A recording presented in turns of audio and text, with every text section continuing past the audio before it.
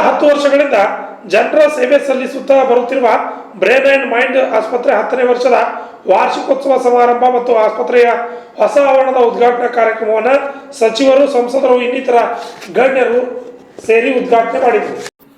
ಕಲಬುರಗಿ ನಗರದ ಬಸ್ ನಿಲ್ದಾಣದ ಹತ್ತಿರ ಕಳೆದ 10 ವರ್ಷಗಳಿಂದ ಜನರ ಸೇವೆ ಸಲ್ಲಿಸುತ್ತಾ ಬರುತ್ತಿರುವ ಮೆದುಳು ಮತ್ತು ಮನಸ್ಸುಗಳ ಆಸ್ಪತ್ರೆಯಾದ ಬ್ರೈನ್ ಅಂಡ್ ಮೈಂಡ್ಸ್ ಆಸ್ಪತ್ರೆ ಹೊಸ ಗುರುತಿನೊಂದಿಗೆ ಹೊಸ ಆವರಣದ ಉದ್ಘಾಟನೆಗೊಂಡಿತು.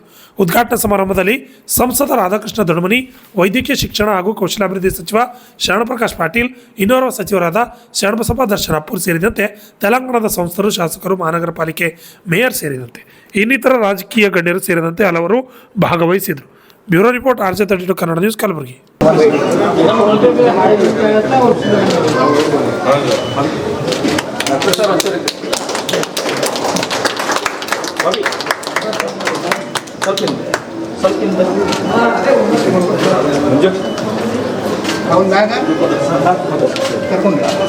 Okay sir.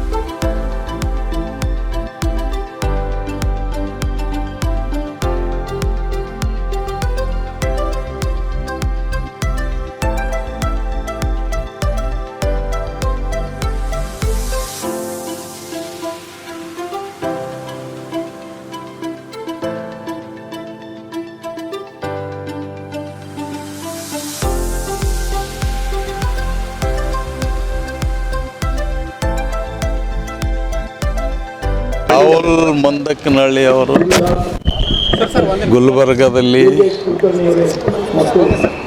ಎಲ್ಲ ರೀತಿಯ ಬುದ್ಧಿಮಾಂದ್ಯದವರಿಗೆ ಚಿಕಿತ್ಸೆ ಸಿಗತಕ್ಕಂಥ ರೀತಿಯಲ್ಲಿ ಎಲ್ಲ ರೀತಿಯ ಸೌಕರ್ಯಗಳನ್ನು ಒದಗಿಸ್ತಕ್ಕಂಥ ಕೆಲಸ ಅವ್ರು ಮಾಡ್ಯಾರ.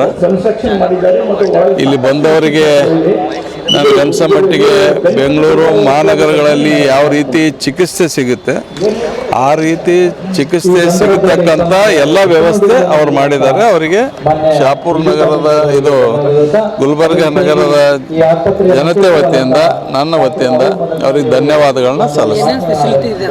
ಎಲ್ಲ ಏನು ಮೆಟ್ರೋ ಸಿಟಿದಾಗ ಏನು ಬೆಂಗಳೂರು ಅಂತಲ್ಲಿ ಏನು ಹೈದರಾಬಾದ್ ಸಿಗ್ತಕ್ಕಂಥ ಎಲ್ಲ ರೀತಿಯ ಸೌಕರ್ಯಗಳು ಇಲ್ಲಿ ಒದಗಿಸ್ಯಾರ. ಇಲ್ಲಿ ಬರ್ತಕ್ಕಂಥವ್ರಿಗೆ ಎಲ್ಲ ರೀತಿಯ ಸೌಕರ್ಯ ವ್ಯವಸ್ಥೆ ಮಾಡ್ತಕ್ಕಂಥ ಕೆಲಸ ಅವ್ರು ಮಾಡ್ಯಾರ.